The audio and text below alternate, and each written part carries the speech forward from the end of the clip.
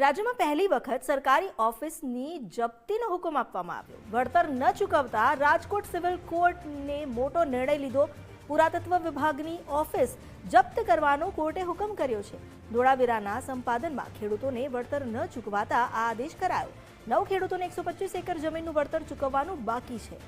આ અંગે વધુ જાણકારી આપી રહ્યા છે ગૌતમ ભેડા। ગૌતમ, જે કોર્ટે હુકમ કર્યો છે, પહેલી વાર એવું થયું હશે કદાચ કે કોઈ સરકારી કચેરીની જપ્તીનો હુકમ થયો હોય, શું વધુ વિગતો છે?